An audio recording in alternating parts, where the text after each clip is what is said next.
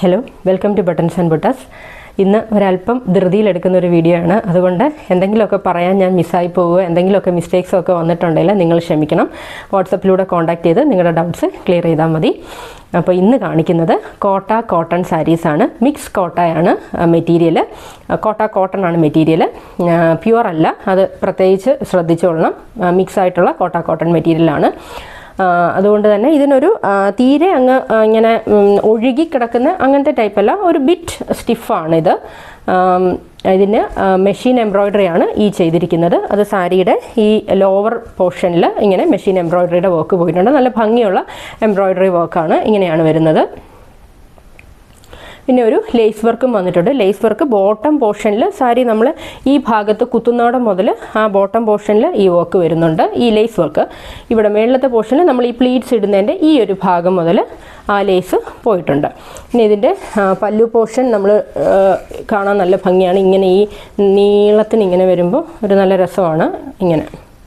അപ്പോൾ അവിടെയും ലേസ് ഉണ്ട്, ഈ വർക്കും വരുന്നുണ്ട്. പിന്നെ സ്കാറ്റേർഡ് ആയിട്ട് സാരിയുടെ ബോഡിയിൽ ഇങ്ങനത്തെ ഈ ഫ്ലവറിൻ്റെ ഡിസൈന് സ്കാറ്റേർഡ് ആയിട്ട് അവിടെയായിട്ട് ഉണ്ട്. അപ്പോൾ ഇതിന് ബ്ലൗസ് പീസ് അവൈലബിൾ ആണ്. ഈ സിമിലർ കളറിലുള്ള ബ്ലൗസ് പീസ് തന്നെയാണ് ഇതിന് വരുന്നത്. ഞാനൊരു കോൺട്രാസ്റ്റ് ബ്ലൗസ് ഇട്ട് പെയർ ചെയ്തിരിക്കുന്നതാണ്. എപ്പോഴും കോട്ട സാരീസിന് നിങ്ങൾ ആ ബ്ലൗസ് പീസ് തന്നെ ഇടുന്നതായിരിക്കും നല്ലത്. അല്ലെങ്കിൽ അതേ കളറിലെ ബ്ലൗസ് പീസ് തന്നെ ഇടുന്നതായിരിക്കും നല്ലത്. കാര്യം എന്താണെന്ന് വെച്ചാൽ കോട്ട കുറച്ച് ട്രാൻസ്പെറൻ്റ് ആയിട്ടുള്ളൊരു മെറ്റീരിയൽ ആണല്ലോ. അപ്പോൾ ഈ കോൺട്രാസ്റ്റ് ബ്ലൗസ് പീസ് വരുമ്പോൾ, ഇപ്പോൾ ഞാൻ വേറെ ചെയ്തിരിക്കുമ്പോൾ തന്നെ നിങ്ങൾക്കറിയാം, ഈ ഒരു ഭാഗമൊക്കെ വരുമ്പോൾ കുറച്ചൊരു നമുക്ക് ആ ട്രാൻസ്പെറൻ്റ് ആയത് കാരണം നമുക്ക് എടുത്തറിയാം. ബ്ലൗസിൻ്റെ കളർ പുറമേ ഇങ്ങനെ എടുത്ത് കാണിക്കും. പിന്നെ ഇവിടുത്തെ പ്ലീറ്റ്സ് ഒരല്പം നീങ്ങിയൊക്കെ പോയാലും നമുക്കൊരു ബുദ്ധിമുട്ട് തോന്നും. പക്ഷേ അതേ സിമിലർ കളറിലെ ബ്ലൗസ് പീസ് ആണെങ്കിൽ അതെല്ലാം മാനേജ് ചെയ്ത് പൊക്കോളും. കാര്യം സാരിയുടെ കളറും ബ്ലൗസിൻ്റെ കളറും ഒരുപോലെ ആകുമ്പം അങ്ങനെ പ്ലീറ്റ്സ് ഒരല്പം മാറിയാലോ ഒന്നും വിഷയം വരില്ല. ഈ ഭാഗത്തും ഒന്നും വലിയ പ്രശ്നങ്ങൾ ഇല്ലാതെ നമുക്ക് മാനേജ് ചെയ്യാൻ പറ്റും. ഇത് ഒരുപാട് ട്രാൻസ്പെറൻ്റ് ഒന്നും അല്ല, എന്നാൽ ഞാൻ ഈ അതുകൊണ്ടാണ് ഞാൻ ഈ സാരി ഇന്ന് ഡ്രൈപ്പ് ചെയ്ത് കാണിച്ചത്. അപ്പോൾ നിങ്ങൾക്കൊരു ഐഡിയ കിട്ടാൻ വേണ്ടിയിട്ട്.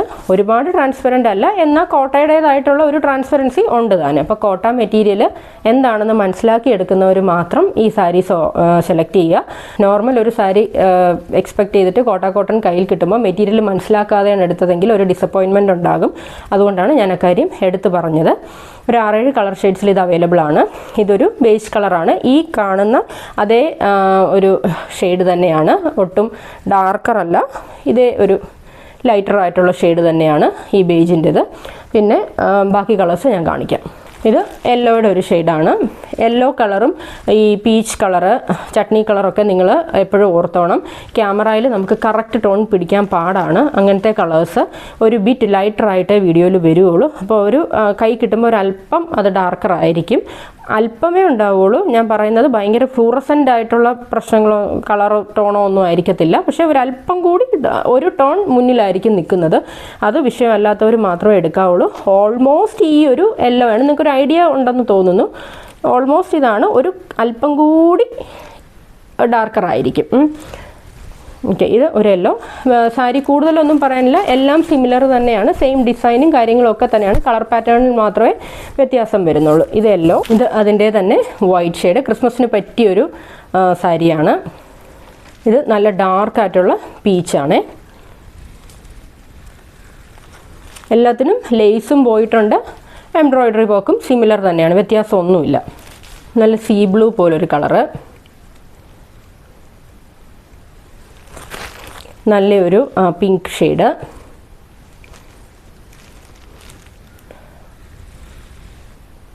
എക്സാക്റ്റ് ഈ ഒരു കളറാണ് ഇപ്പം ക്യാമറയിൽ കാണുന്ന ആ കളറാണ്. എക്സാക്റ്റ്ലി അത്രയും ഒരു ഡാർക്ക്നെസ് ഉണ്ട്. കുറച്ചുകൂടെ ബാക്കിലേക്ക് പോകുമ്പോൾ അത്രയും മനസ്സിലാകത്തില്ല. പക്ഷേ ക്യാമറയുടെ അടുത്തേക്ക് വരുമ്പോൾ കാണുന്ന ഈ ഒരു കളറ്, ഇത്രയും കളറ് ഇതിനുണ്ട്. ഇത് ഒരു ഗ്രേ കളറാണ്.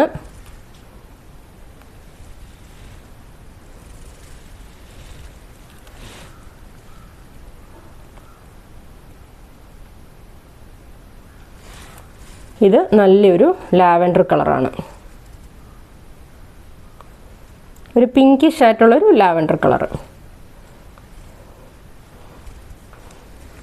യെല്ലോ ഞാൻ വേണമെങ്കിൽ ഒന്നുകൂടെ ഒന്ന് കാണിക്കാം. അപ്പോൾ അടുത്ത് പിടിക്കുമ്പോൾ ആ കറക്റ്റ് കളർ നിങ്ങൾക്ക് മനസ്സിലായെങ്കിലോ എന്ന് ഓർത്തിട്ട്.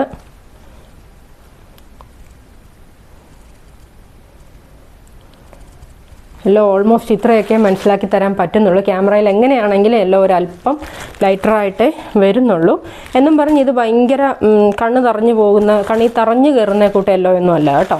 ലൈറ്റർ യെല്ലോ തന്നെയാണ്.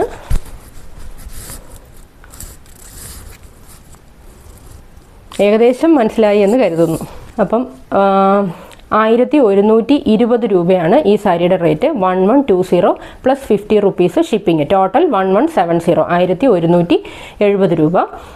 പിന്നെ ഈ സാരീസ് ഇപ്പോൾ അവൈലബിൾ ആയിട്ടുള്ള സ്റ്റോക്ക് ആവശ്യപ്പെടുന്നവർക്ക് തരാം. നമുക്ക് എത്ര പീസസ് വേണമെങ്കിലും റീസ്റ്റോക്ക് ചെയ്യാൻ പറ്റുന്ന ഒരു സാരിയാണ്. സെയിം ഡിസൈനിൽ തന്നെ. നമുക്കിപ്പോൾ ഓർഗൻഡി സാരീസൊക്കെ ആണെങ്കിൽ സിമിലർ ഡിസൈൻ കിട്ടാൻ നല്ല ബുദ്ധിമുട്ടാണ്. പക്ഷേ ഈ സാരിക്ക് അങ്ങനെ ഒരു ബുദ്ധിമുട്ടില്ല. നിങ്ങൾക്ക് ഇതേ ഒരു എംബ്രോയിഡറി വർക്കിൽ ഇതേ ലേസും ഒക്കെ വെച്ചിട്ട് ഈ സാരീസ് സെയിം ഒരേ കളറിൻ്റെ തന്നെ എത്ര പീസ് വേണമെങ്കിലും അവൈലബിൾ ആക്കാൻ പറ്റും. ഒരു 2 to 3 വീക്സിൻ്റെ ടൈം കിട്ടിയാൽ മാത്രം മതി. അപ്പോൾ സാരീസ് ഇഷ്ടപ്പെടുന്നവർ താഴെ കാണുന്ന വാട്സപ്പ് നമ്പറിലേക്ക് സ്ക്രീൻഷോട്ട് അയച്ചാൽ മതി. സബ്സ്ക്രൈബ് ചെയ്യാതെ കാണുന്നവരെല്ലാം സബ്സ്ക്രൈബ് ചെയ്തൊന്ന് സപ്പോർട്ട് ചെയ്യണേ. വീണ്ടും നമുക്ക് അടുത്ത വീഡിയോയിൽ കാണാം. Thank you.